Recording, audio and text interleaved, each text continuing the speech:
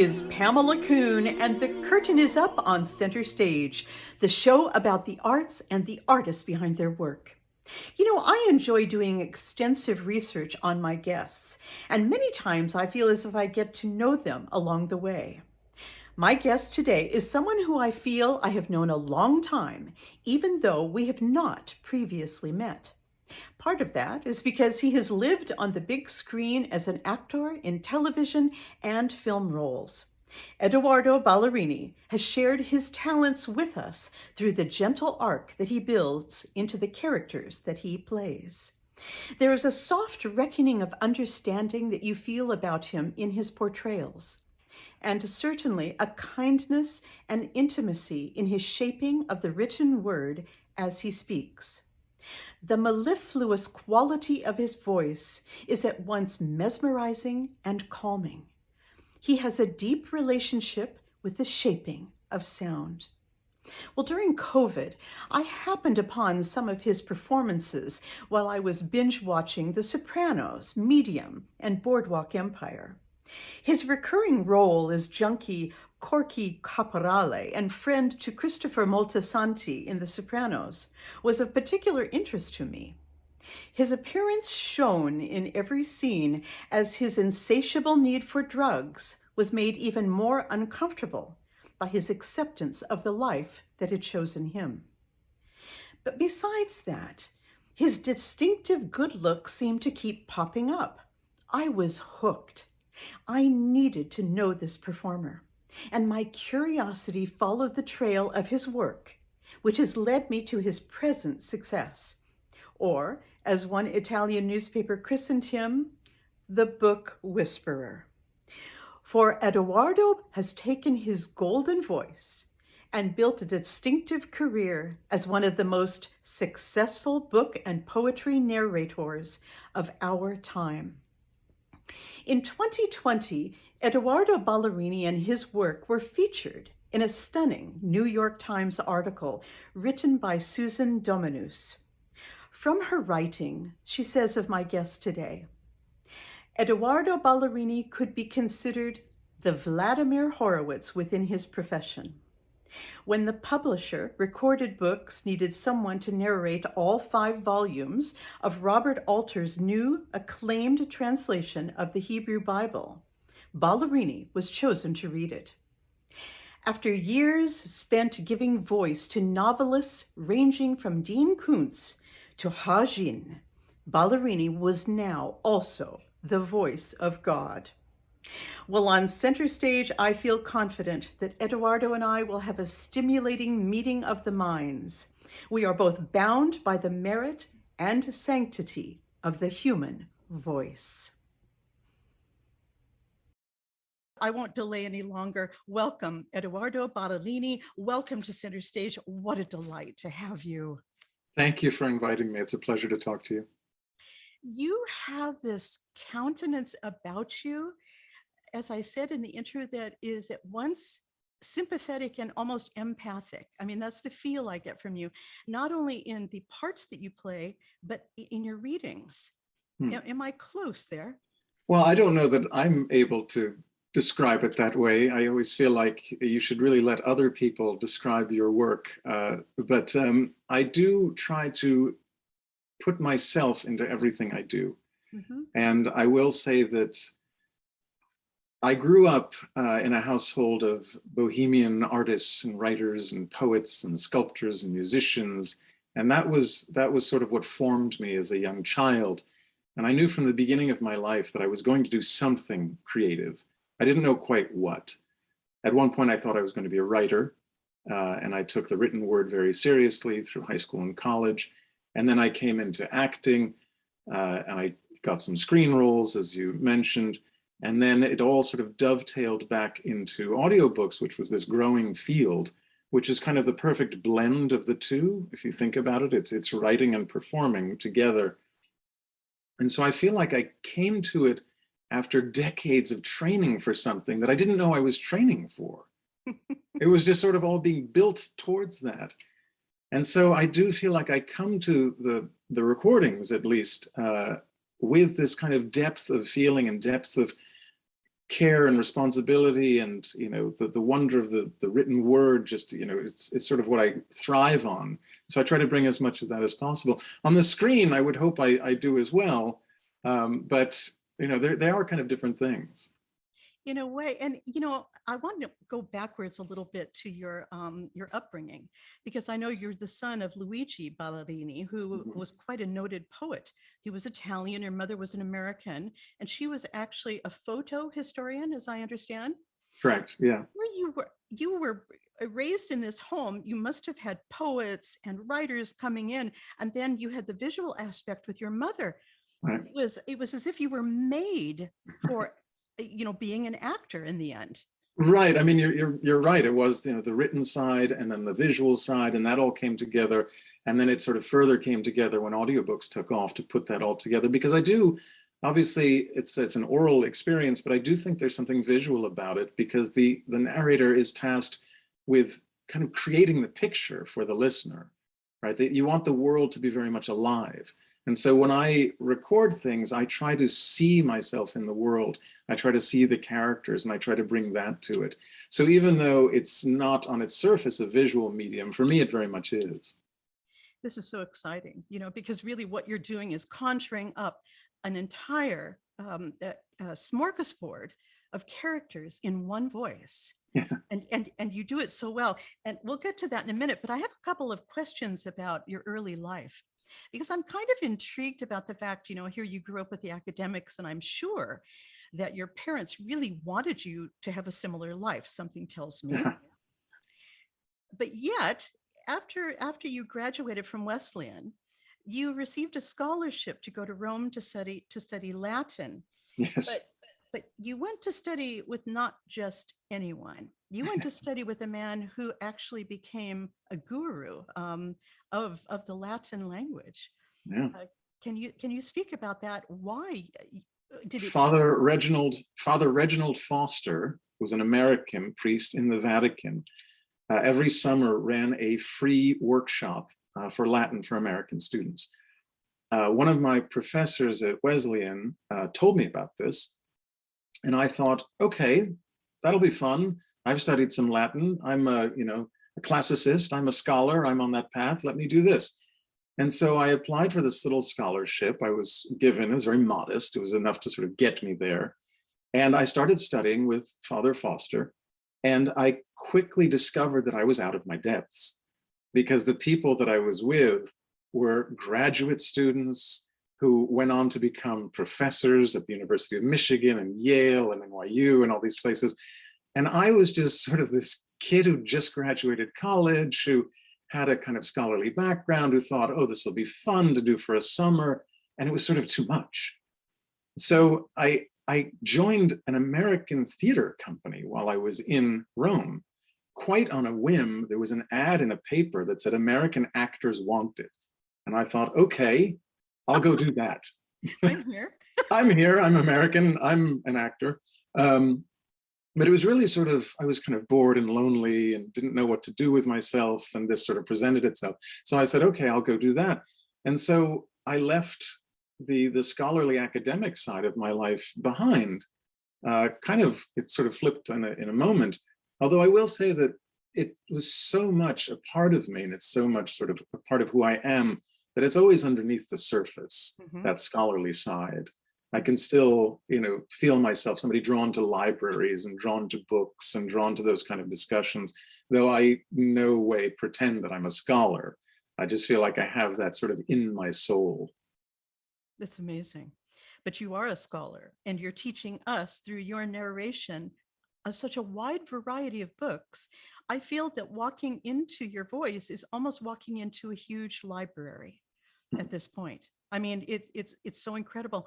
Can I just ask one thing about Father Foster? He was this real unorthodox teacher. Yes. He was almost like a guru, Yeah. in his the son of plumbers, but yet he achieved this status. Yeah. And I'm sure the Vatican hated him, I mean, to a certain degree. Did you resonate with him at all? I mean, Father Foster was definitely a maverick. And he would often say, that the Vatican writings were absolute garbage. And how can anybody believe this? It's so ridiculous on its surface, all of this stuff. And I'm thinking, this is a Vatican priest, I was charged with translating the papal bulls. And I was like, okay, but, he had his sort of cult following.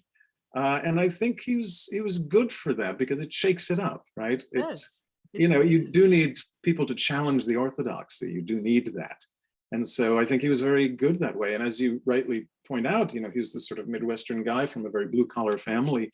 That he ended up there at all was a very strange path. So he was clearly on a journey of some kind.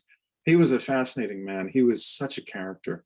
And I will interject here that, so last year I had the privilege of co-creating a story for Audible called The Angel of Rome, which I co-created with a man named Jess Walter, who was a wonderful best-selling author. And it was based on my experiences in Rome. So it follows the journey of a young man who goes to Rome to study Latin and meets this Vatican priest. Now, we obviously disguise the characters, so it's not Father Foster and it's not really me, but it was based on my experience. So, and I'm very proud of how it turned out. It was a wonderful thing. So that moment in my life became so important that I feel like I was able to sort of put it into the world in an artistic form as well. That's so important, and it's so important we remember Father Foster because he passed away just recently, yeah. And what a guy! Yeah. Literally, the Latin lover, as we called him. So this book with Jess, you have a relationship with him, as I understand. Yes, Jess. So Jess Walter is a wonderful writer and a wonderful person. He wrote a book about 10 years ago called Beautiful Ruins, which people may or not be familiar with, but it was a #1 New York Times bestseller. Correct. And I was asked to narrate it. And at the time, I had just dipped my toes into the world of narration. I didn't really know much about it. It was probably the 10th book that I'd done. Which is actually not a lot in the world of narration. People do hundreds and hundreds and hundreds. So I came to it and I was asked to do it. And I thought, okay, this will be fun. And it just took off. And it became this big hit in the industry. I was fortunate enough to win some awards. And it kind of got me established. And it did something which I don't know that had been done up to that point.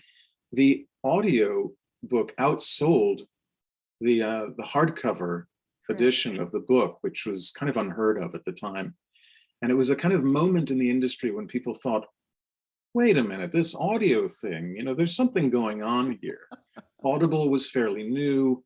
If you think about the iPhone and the iPod were fairly new. So the idea that you could have all these books in your pocket was kind of just starting to bubble up. And then this book came along and did so well with, it was Jess's first big hit. He'd had other books, but it was his first #1. And it was my really sort of getting into the industry. So you took these two people who weren't big stars necessarily, but they came together and this thing happened. And so it was a kind of turning point in my life, certainly. And I think for the industry to a degree. Yeah. And then Jess and I have become friends ever since. He's a wonderful man. I've narrated a handful of his titles now. And I'm about to do a new set of short stories that he wrote. So there's more to come. This is so exciting. I love that kind of combustible happening, that really catapults everyone. Yeah. And I know he's a very clever writer. His reviews for Beautiful Ruins, especially, were magnificent. And he's from my neck of the woods in Spokane, Washington. Okay. Which is kind of cool. Nice. I like to say about that book that I think one of the reasons it came out so well is that I didn't know what I was doing. What does that mean? Well, I wasn't a seasoned narrator. I didn't, have all the sort of tricks and, in my tool bag of how to handle things. And I kind of went into the booth raw. And I just thought, I'm just going to go for it here. And I had to play this whole cast of characters, including Richard Burton is in the book. And I had to lend voice to Richard Burton. And I thought, I don't know how to do Richard Burton. And so the night before I watched Who's Afraid of Virginia Woolf, the wonderful film with Liz Taylor. And I tried to imitate him. And I was like, okay, I'll try to do that. and I just jumped in and went for it, but I didn't really know what I was doing, which I think sometimes works out well, Yeah. right? Yeah. Yeah. A Yeah, so, spontaneity right, kind of right, arises out of that. right. That's interesting. I was just watching Cleopatra the other night, and I was thinking about Richard Burton. You know, he has such an extraordinary sound with such a minimal amount of vocalization. Yes. And I use him often when I teach singing for Oh, that, because hmm. I remember the stories where he would put small pebbles into his mouth and speak with the pebbles, keeping that kind of backspace open. Wow. And so if you were able to accomplish that, I salute you. But how? The trick in audiobooks, as people who've listened to them know, is that because you're doing both sides of a conversation and a scene, you're going back and forth, right? So he was often, so it was Richard Burton talking to this young, sort of naive Italian boy, right? This sort of young man who was about 18 or 20 years old, who suddenly found himself with Richard Burton, this over-the-top movie star. And there were these scenes between the two, and so you're like shuttling between the two characters, which is a lot of fun, but it's a distinct skill. Very tricky. So Yeah. let's talk about that, Edoardo. How do you prepare? Do you have someone to read with you? Does your wife cue you? I mean, when you're preparing, I mean, how does this work in your mind? Well, I think so. Different people approach it differently. When you're offered a book, you obviously need to read it. You need to understand what, the story and the characters, which we all do. And then the degree to which you prepare is different for different people. The way I do it is that I like to leave a certain amount of improvisational space. Okay. So if we're going to sort of talk about it in terms of music, it's like you're preparing the score, but you need to leave room for the jazz. It's like, I don't want to know the book so intimately that I've made all my decisions beforehand, because what I want to do is discover things as I go. And I'm very fortunate that I get to read a lot of good writers, and so they are guiding me along. I feel like I've described it sometimes as like you're being live directed by the writer, right? Mhm. As you're reading along, if you can listen and really pay attention, the text will tell you where you need to go with things. Totally. Different characters have different voices. If they're well written, I will say that if things are not well written, it does make your job a lot harder. I bet it does. So I prepare the book, I know the story, I know the characters, and yet I like to leave a certain amount of space where I don't know everything. And so I will discover it as I come to it. And I also think it keeps me fresh and it keeps me alert. Because the last thing I want to do is record a book and get in there and be bored with it and think, I've already done this book. I did this last week. I want to sort of be on my toes and say, I've got to bring everything to it. Right. So that answers one of my questions for you today. And that was really, how do you stay out of your own way, as a performer in narration? That is the $1,000,000 question, because narration is this tightrope of you're in service to a book and you want to present the book while not drawing attention to yourself. At the same time, you are performing, and so you want people to enjoy your performance, which means that they need to recognize that it's a performance. So you're right on the line there, and it's a really tricky thing to do, because you're being asked to disappear and be present at the same time. And lead. But, Yeah. as an actor, there's that marvelous thing, being on stage or in a film where you're constantly listening to the other character. Right. So Right. here you are speaking and listening and reacting and Right. creating accents. Right. I've also read that you are applauded for your interpretations of women's voices. Oh, yeah. It's funny because there's a danger zone in narration, is that you get into caricature, right? Whether it's a woman's voice or a foreign accent or a child, something that's not your natural voice. Mhm. I try to stay as subtle as possible. And what I try to do is find not so much pitch, but rhythm. So I don't necessarily say, okay, here comes a woman, I'm going to jump everything up 2 octaves, because I think that's going to sound like a cartoon. Mm-hmm. And so what I want to do is find the character and find her rhythms. So whoever said that about me, I appreciate it because I've worked very hard for that. But yeah, the narration, as you said, where you're doing everything, it's a bit like, I remember I used to get out in Times Square, and there's always that guy who's like playing the guitar and the washboard and the drums, and he's got the, you know, the cymbals between his knees. And it's kind of, that's sort of what narration is like. You're kind of doing it all, right? While juggling, you know. I love that. I love that you can be so fun about this. Right. And so that's your job, is to be that person without being ridiculous. But yet the accolades for your work from all of your fans, and this includes writers, you know, who you're doing their work. You know, some of the, I'm reading here from an article about you that one artist told you that she heard your voice in her paintings after listening to you reading the Knausgard that you had worked on. Now, things like that, or people that have depended on you to get them through a tough time. There's an intimacy to audiobooks that I don't think exists in any other form of entertainment. And I think that is because it is, generally speaking, one voice and one listener. You know, music, film, television, we sometimes do that collectively. Audiobooks tend to be listened individually. Some people may, you know, put it on while there are two people in a room or something. But generally speaking, I think people listen one-on-one. And the audiobook itself doesn't have too many bells and whistles. There's not a lot of music underneath it. There isn't a score. There are some multicast productions, of course, but generally it's one person and one person. And I think that creates an intimacy which doesn't exist in any other thing. Perhaps the written word, you know, maybe, where people are just with one book. But here you actually have a person in your ears.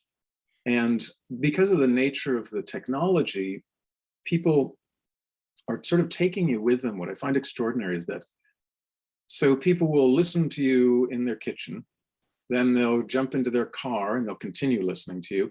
Then they'll listen as they're taking their dog on the walk through the woods, and they come back. So you're kind of with them everywhere, which again, and as a one-on-one thing, I don't know that anything else can provide that. And I've heard some amazing things from listeners. That woman you mentioned, the painter, that was extraordinary, where she said, you know, she sees her work now and hears me in it. That was a huge compliment. I've also heard from people who've said that, you know, they were going through tough times, and just listening provided a comfort. You know, people have been grieving, people have passed, or divorces, all kinds of things that people have said, just listening to you helps me get through it, which, you know, it sort of makes me well up even just thinking about it. But to be a part of people's lives. You're so empathic. I'm so right. So when you are doing your work, does that have an effect on you, thinking that you're really speaking to one person? Does that allow you in the recording booth to actually like hone in your energy to make it even more special, do you think? There is a school of thought, and I am part of the school of thought, that when you are recording, you should think about one person that you're reading to, because that will give it a sort of singular focus, as opposed to, say, imagining yourself, you know, in Carnegie Hall and reading to the thousands of people, because you become kind of a carnival barker when you're doing that. But if you can imagine yourself with one person across from you and just telling them a story in a simple way, I think that feeling will translate to anybody else who listens, that you're talking to them. And I think that is really the art of it. That is the crux of this matter, isn't it? Yeah. And this brings me to talk about your voice. Now, in you know, here I am binging, and I see you come up, and one of the first things I watched was an episode of Medium, a favorite show of mine with Patricia Arquette, and it was interesting because you played this beautiful soft character, and when you first walked on, I thought, oh, that's Adam Driver in the early years. I'm sure you're mistaken for him at times. I don't know. Maybe other people have, but that's a huge compliment. Yeah. Well, I don't know about that. You're a better looking Adam Driver, but that catapulted me to do the research on you. And when I found that he had really developed into this world, being the leader in book narration, I was so mesmerized because you always had that quality of voice. I would put it for me as a singer, Eduardo, I listen to you and definitely feel music. I definitely feel the rhythm. I can see how you're rhythm based. Hmm. Pitch is not that important here. You have that naturally, but I see you as a kind of cross between finer speakers, voices that I go to, like Frank Langella, Hmm. or of course, and James Mason. Hmm. And the two had extraordinary voices, as you do, and you have a way of articulating words. The way you voice through consonants. I hope this doesn't get too technical for my listeners, but I'm really intrigued with that. There is an energy that you tap into very much like a singer. Hmm. And I've read that you're absolutely exhausted after a few hours of recording. And I can well imagine this. It's no different than an operatic singer coming off stage after singing, for an hour, Right. and they're bodily exhausted as well as mentally. The first recording I ever did just laid me out. I had to go back home and lie down. You do develop the muscle. It's a bit like being a marathon runner, right? The first time you suffer from it, and then you learn how to get there. You brought up something interesting though about vocal performances with the spoken word, which I think is interesting. Is that there are two things happening. I think one is that some people just have a pleasant sound to them, right? They have a nice voice.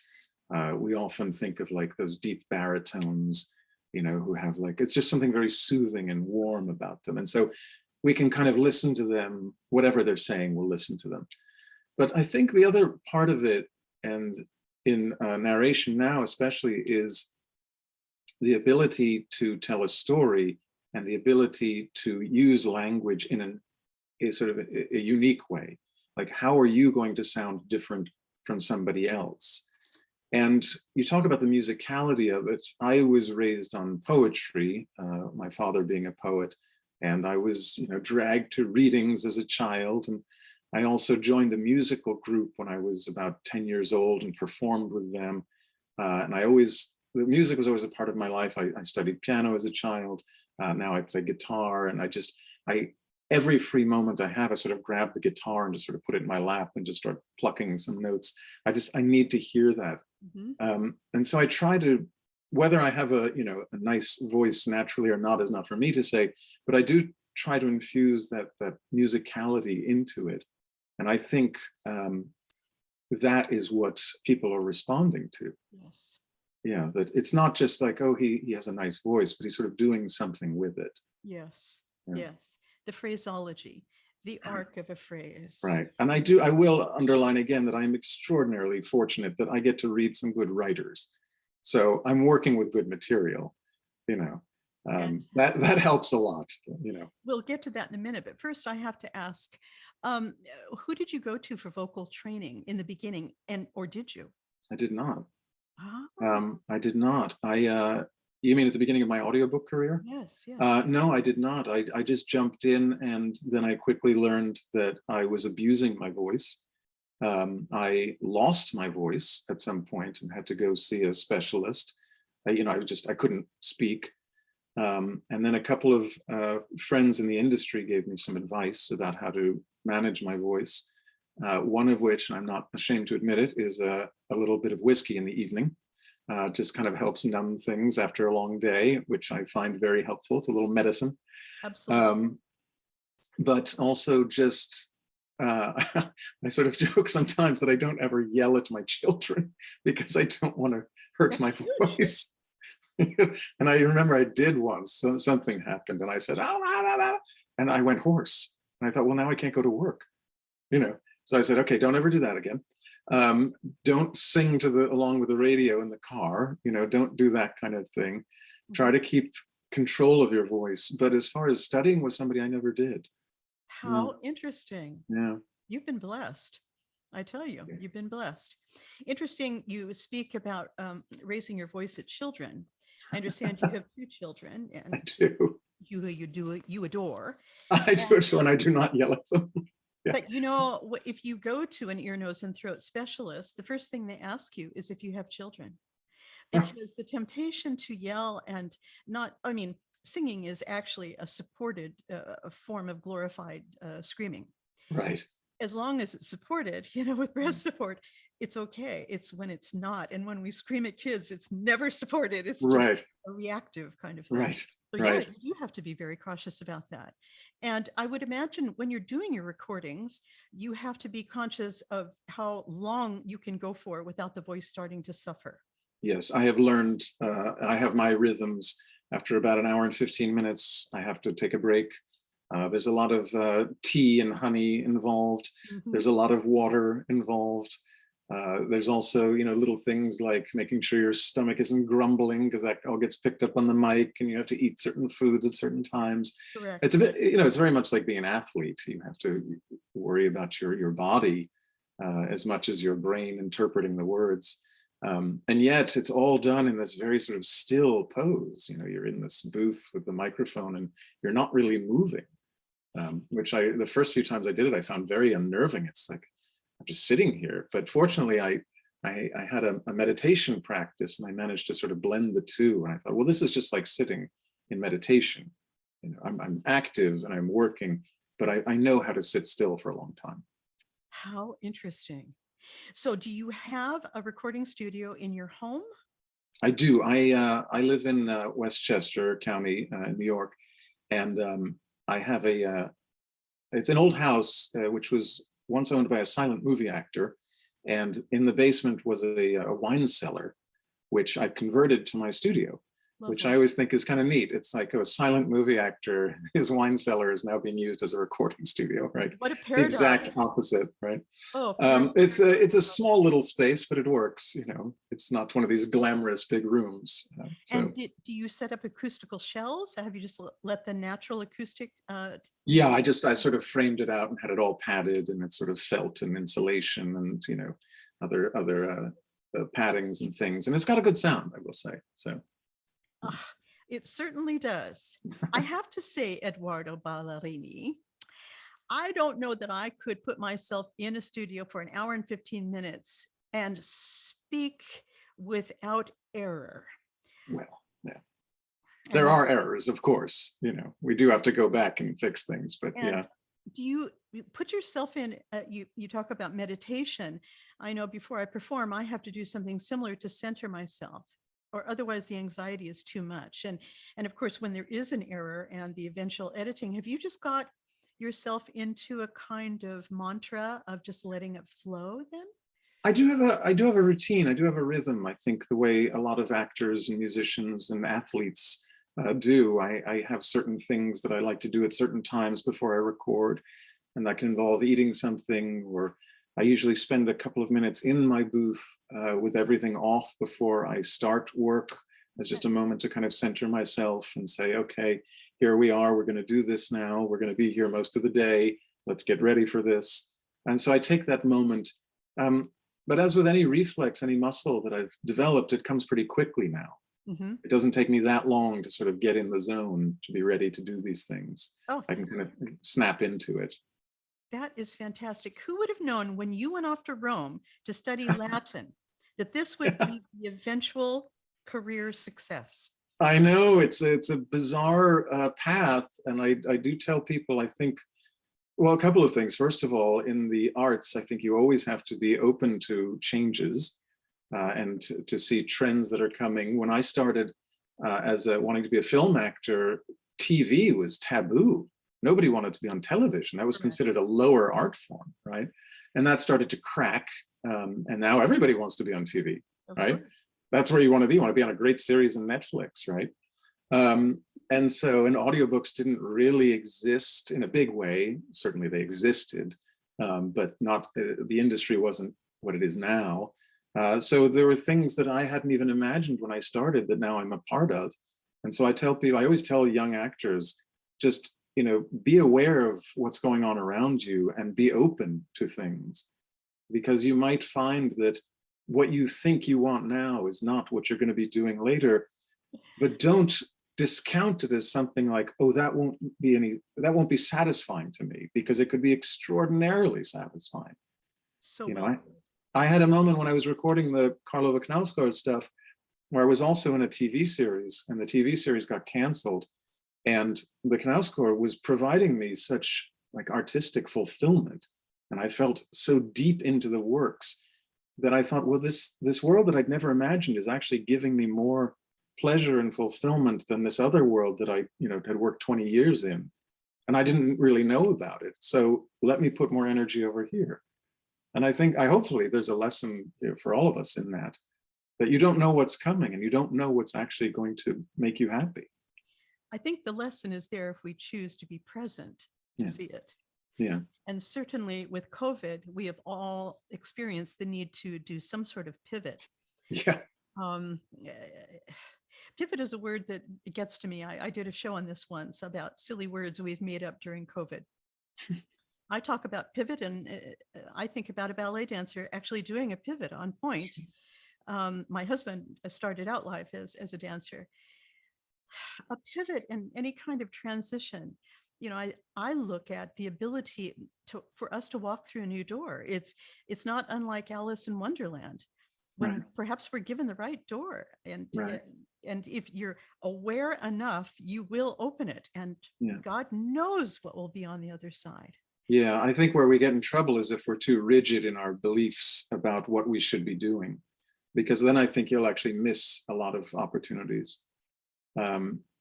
I never imagined when I was 22 years old in Rome that I would be doing this, much less that I'd be writing about it with a best-selling author. Mm-hmm. That was not something I'd imagined at all.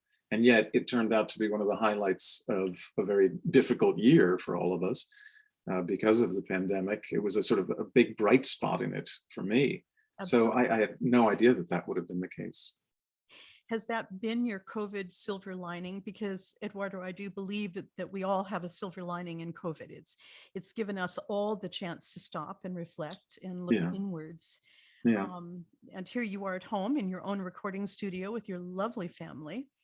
My industry didn't suffer too badly during the pandemic. In fact, it grew because people were able to work at home, and many, voiceover and narrators have their own studios already. And it's not that difficult to set up a home studio if you have a little bit of space. So people were able to pivot quickly, which is good for the industry. But it did represent a change in the way we did business. We weren't going to other studios all of a sudden. But we were fortunate in that we kept working. I mean, obviously, a lot of people were very unfortunate in this time. So I count my blessings there. We were also fortunate that we used to live in New York City, so that we were outside the city already, which was lucky for us.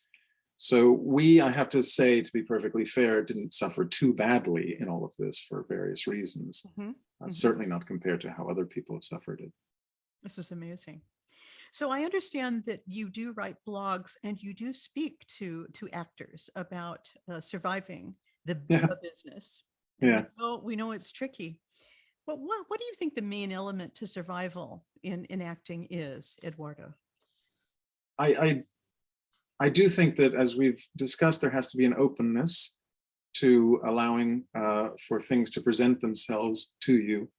I do think that there's a great element of patience that has to happen. I remember very early on, I met an agent. I was probably 23 or 24 years old, and he said, what do you want to do, or what kind of career do you want to have? Mm-hmm. And I hadn't really given it much thought, but my answer was, I would like to have a 50-year career. And he kind of looked at me like I was expecting somebody to say, I want to be in an action movie, or I want to be on Broadway, or whatever, right? He was sort of looking for that answer. And all I could think was, I just want to do this for a long time. Yeah. And I think I'd understood somehow that there were going to be many things I was going to do for a long time. And so if they didn't come right away, that's okay. They might come in year 20, 30, 40, or 50. Who knows? If that's what you're pointing towards, you don't necessarily have to win the Oscar by the time you're 25 years old, right? Your life will go on. Correct. So I do think that a certain amount of patience and a kind of long view of what a career is probably a good way to approach it. I think you have to have a healthy understanding that careers naturally have highs and lows, that it is impossible to be on top or even on top of your own game all the time. That's just not the way it works. You might have a hit movie, you might have a hit show, you might have a #1, audiobook, whatever it is, but next year you might not.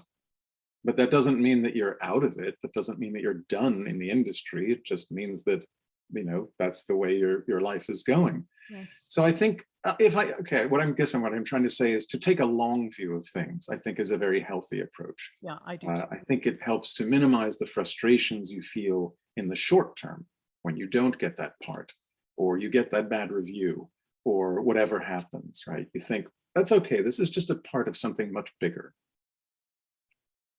And you got the bigger part when you entered into The Sopranos, which was very exciting. You had a plucky little part. Sadly for me, I came into season 6 of The Sopranos, so the series was ending. And I did meet some of the writers afterwards who said, "Oh, we kept trying to find, more places for your character." And I was like, but then the show ended. I was like, oh, well, okay. But I do like it because it is this unique thing in the show. It's a strange little character. He's kind of different from the rest of the world somehow, and he really stuck out. I only appear in 4 episodes, I think, and if you sort of add up the screen time for it, it's fairly small, but it made an impact, and people remember that character. I get asked about that character all the time, so there's something kind of cool about it being this little thing that happened, right? It's like I don't know, like you're listening to music and there's this sort of this one flourish that happens, right? And that's the thing you remember after the concert, is that one little run up the keyboard that somebody did, right? And it was kind of like that. So I'm very pleased that it ended up as that.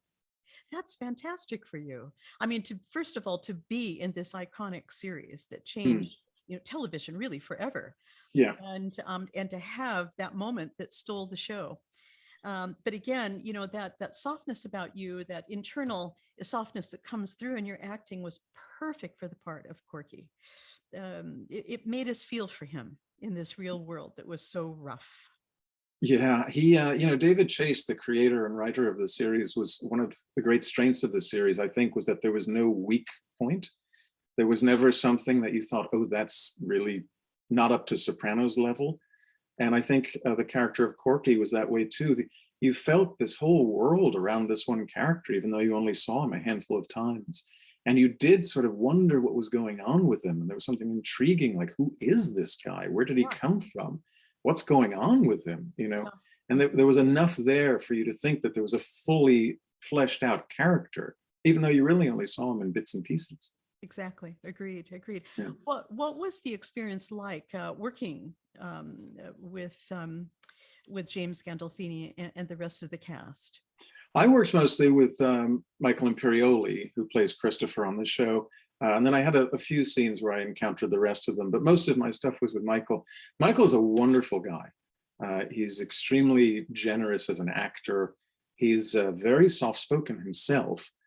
He's nothing like his character. Really nothing like that. He's very literary minded. He's actually a writer.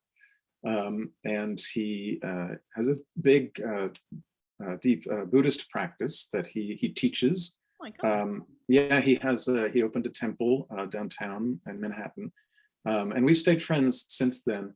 He's an interesting guy. And I have to say, like, because he was that kind of person, he's the first person I worked with there and who I worked with mostly, they made it very easy to slip into it. And, to make a kind of musical analogy, I think you're stepping into a band that's already playing, right? And you're asked to do this part, but the band is already playing, the music's already happening. And you just have to listen. You have to listen for your cue, and you have to listen to what's happening. And they were so good that you could slip in so easily. It was very easy to walk onto that set and think, I know what to do here, because I'm just being swept away by it.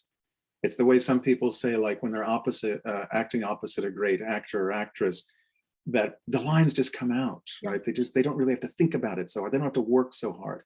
Or you're dancing a tango with somebody, and it's like your partner is just sort of moving you around the room, and you'll dance better than you've ever danced before. And there was something like that with The Sopranos. There was just, it had a magic, which I've never encountered on any other set so far in my life. It had a feeling, it had a magic, and your job was to show up and absorb it and go with it. And if you tried to fight against it, you would have been in big trouble. How interesting. Very interesting observances. I just finished binge watching The Sopranos, and I allowed myself an episode every day.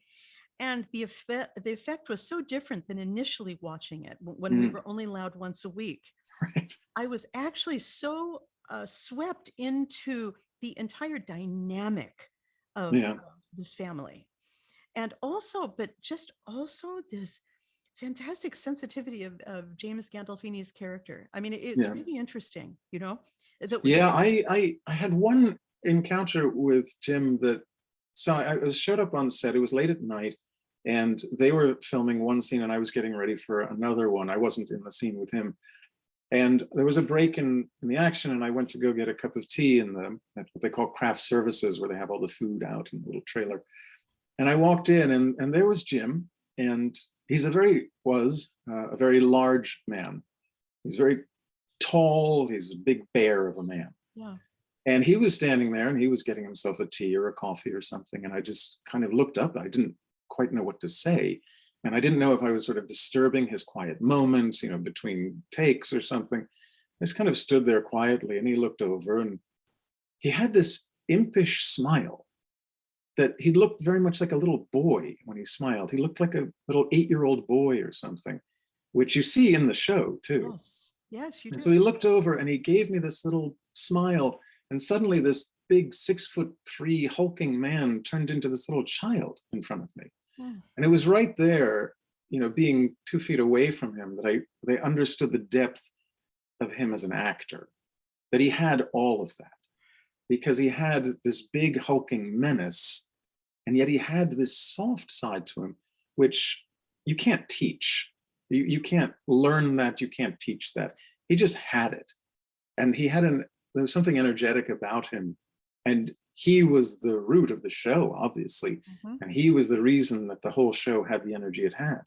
And it was just it was a very powerful moment. I've never forgotten it. It was almost 15 years ago now. Beautiful observation. Yeah. And one who was taken from us way too early. Yeah. I'm so happy you had that experience on that show. Yeah, it was a great thing. So tell me this now, here you are winning literally the Oscar equivalent in narration, the Audi Award. Yeah. Has that affected your life as an actor? And I guess this is twofold in this question.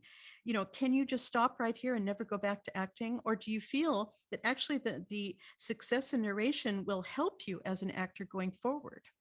Well, it has affected my life, certainly within the world of narration.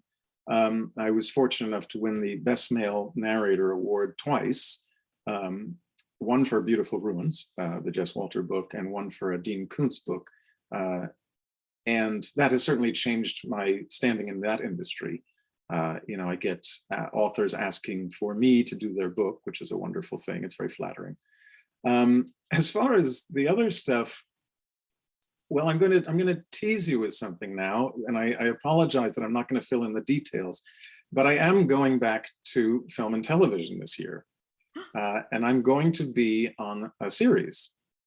And again, I'm not allowed to say what it is yet. I'm so sorry. Of course, I get it. But one of the reasons that I was cast in this show was because of all the voice work I've done. Oh my gosh. Because the character that I'm going to play has a big component where it's this off-screen voiceover. So you see him on screen, but you also hear him off screen a lot. And so they came to me, they said, oh, we want the guy who's been doing so well in the voice world. And I kind of knew that that would happen at some point. I knew that the success in one sphere was going to bring me back to the other. Yeah. I didn't know when or how, but I just felt that if the worlds they're adjoining worlds. It's all acting to me. You're acting in front of a microphone, you're acting in front of a camera, you're acting on a stage, it's all acting. So there are all these adjoining worlds, and I just kind of felt that at some point somebody was going to say, there's this part and we need a guy who does a lot of voice work for it. And lo and behold, it has happened. This is so exciting. I'm so thrilled to know I this. know. I wish I could just share the news. But you know, I understand. people can write me in about a week or two, and then I'll tell them what it is. This is so thrilling. So it sounds to me like it's a distinctive part, really. I mean, this will be important. This Yeah, it's a very distinctive role within the series. Yeah. Congratulations, Oh, thank Eduardo. you. I Thank think you. this is absolutely fantastic. Thank you. Well, that's going to take you out of your little niche here for a while, isn't it? Yes, it'll affect my recording schedule, certainly. Yeah. So tell me, how many books have you narrated on recording? Let's see. I think it's about 350 now. 350. Yes. Now, I know that sounds like a lot to people, but believe it or not, there are narrators who have done 1,000 or 1,200. They've been doing it for a long time. And just to put this in context, it takes about 3 or 4 days to record a book, let's say. So if you think about it in those terms, let's say one a week, right? You could be a working narrator. You could easily do 50 books a year, right? Some do more. So if you've been doing it for 10 years, you could do 500 books, and it sounds like an incredible amount to the casual listener, but it's actually just sort of a normal pace of narration. I'm a little shocked at the speed with which you can do that. That is amazing. Yeah, it's about right. I mean, most people will get sort of, let's say a book is 12 hours long. Most people will get sort of 3 hours done of recording. So figure 4 days to record a 12-hour book. And during that time, that's when your wife tells the kids that daddy's busy in the recording studio. Yeah, I often work at night after the kids have gone to sleep. But I work during the day when they're at school. So yeah. But it would be impossible with them at home. Absolutely. Yeah. No, understood. And I keep thinking of the delectable house you're in that belonged, to a silent film actor. This is really, the paradox is wonderful. And I love that about art, Eduardo. So I just need to ask you, what do you enjoy most? Is it the process of the preparation for your characters, or is it the actual execution itself? That's a great question, because I really do love the preparation. As somebody who came from this sort of academic background, I do like to study still. It's just sort of part of my DNA. So when I get a character, I like to do a lot of research. So I'm often, used to go to the library and sort of dig things up. And I used to go to clothing stores and just sort of think about what they would wear. Obviously you work with a costume designer for that, but I would have some ideas. And I love that sort of preparation, the research. The on-set part, or the in the booth part, is a different experience. And I don't know which I enjoy more, to be honest. There's something very thrilling about the research part of it. That's when it's all brand new. That's when it's all fresh. It's true. I can feel the hair on my arms prickling up at the thought of that. It's like when I delve into a new operatic role, it's so exciting. It's so raw. Right. And there are people, to be fair, who love the performance part of it. They don't like the rehearsals. They don't like the research. They just want to get on the stage in front of the audience and do it. And that's fine. It takes all types. I really like both. In that same vein, let me ask you: were you a great auditioner? Were you comfortable doing auditions, or was it difficult? I always felt like I was a terrible auditioner, to be honest. And I think part of that was because, so you get an audition and you usually get the material like a day or two before. You don't have a lot of time with it. And so there was no time to do the research, right? And you certainly weren't going to do the research because you didn't know if you were going to get the part. So you couldn't spend all day worrying about these 3 or 4 pages that you were going to read in front of some directors and casting directors. And so I always felt like I was sort of unprepared in the room. That I wasn't, I always felt like this is nowhere near what I'm going to do if I actually get the part. And some people are great auditioners. They come in, they have that energy, they wow the room. And then hopefully they deliver on set. But no, I never loved the auditioning process, to be honest. Yeah. I don't think a lot of us do. I mean, not really, not Right. really. Right. And there's that little bit of imposter syndrome that comes in and sits on his shoulder saying, why are we really here? Right, right, Maybe right, I should have stayed studying Latin. right, Because right. I have this vision of you now kind of leaving the Latin course and going off to join Commedia dell'arte and just having a great time. Maybe at some point in your life you can establish that and you'll have a traveling troupe. That's right. That's right. Who knows? As we've said, who knows what the future will hold? That's right. And with this unique combination of Italian and American cultures behind you, hey, Yeah, the sky's the limit. I love it. yeah. Listen, I have a million questions and we could go on forever and ever. But I don't want to take all of your time and all of your energy because I'm sure there is a book looming in I, the background tonight. Which, I am going to be going to work today. Yes. So, and can you tell us what you're working on right now? yeah, I'm working on a David Baldacci book, and it's part of a series that I do. It's the Aloysius Archer series. I've already done two. The first was called One Good Deed, and now, of course, I'm blanking on the second title. And now we're working on the third, called Dreamtown. And they're wonderful books. They're these noir books. They're set in the 50s. Pardon me for that. They're these noir books set in the 1950s. And I love the characters. It's all Hollywood and gumshoe detectives and driving these big cars. And so it's a lot of fun. Adore it. Well, here you are sitting in Westchester County. I'm in Greenwich, Connecticut, and I believe we have a connection. We do. Greenwich. I have a big Greenwich connection. Ooh, I'm excited. My step grandfather, so my grandmother remarried when my mother was a young girl, so lived in Greenwich, and so they lived in Greenwich. So I spent every Thanksgiving and every Christmas on Taconic Road in Greenwich. And my step grandfather, whose name was Orson St. John, was actually at some point the mayor of Greenwich. I'm so sorry that this keeps beeping. My step grandfather, Orson St. John, was the mayor of Greenwich in the 1950s, I want to say. And he lived there his whole life. And so my grandmother married him and joined that family. And so that was my step family. So I had all these cousins and aunts and uncles and people in Greenwich, Connecticut, and we would go up there all the time. Oh my gosh.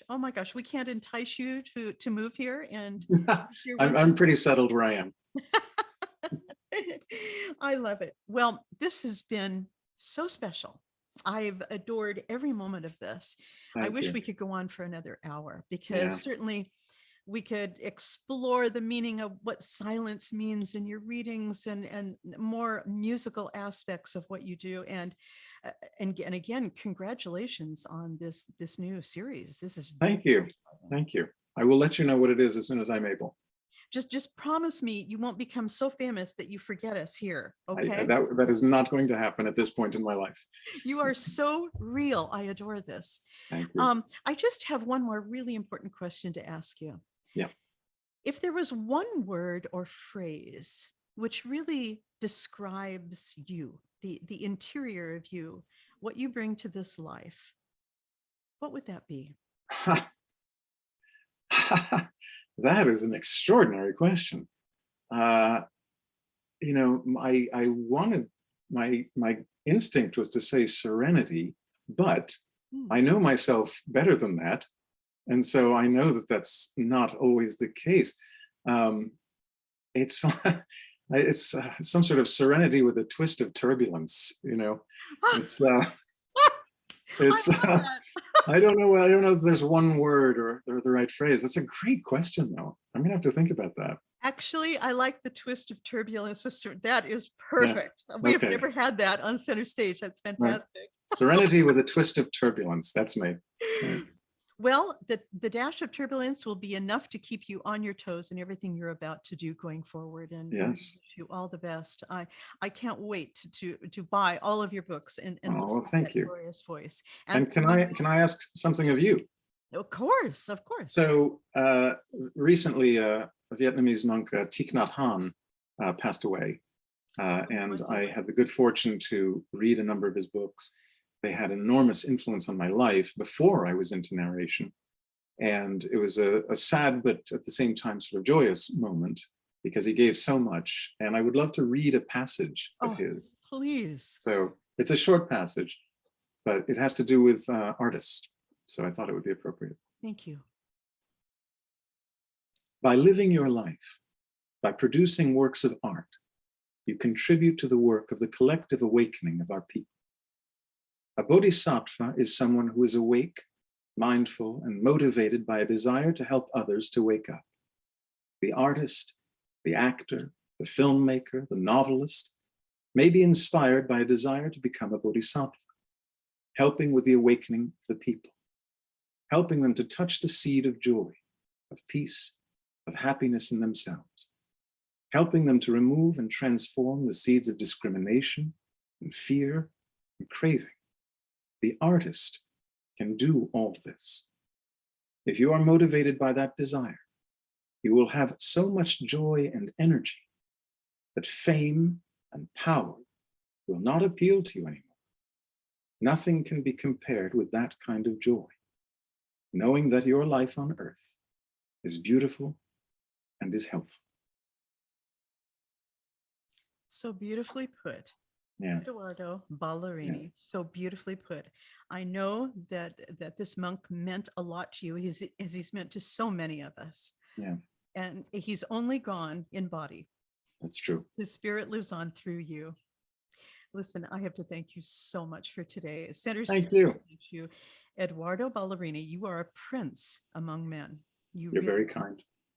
And the next time we meet, I hope it will be in my home at a musical soiree, and we will have you read accompanying, appropriate musical choices. I would love that. And it will be a celebration for us to come out of COVID and bring we artists back together. I would love that. So, bless you. Thank you so much, my dear. You have been a treasure, and all the best going forward. Thank you. This is Pamela Kuhn, and the curtain is now down on Center Stage.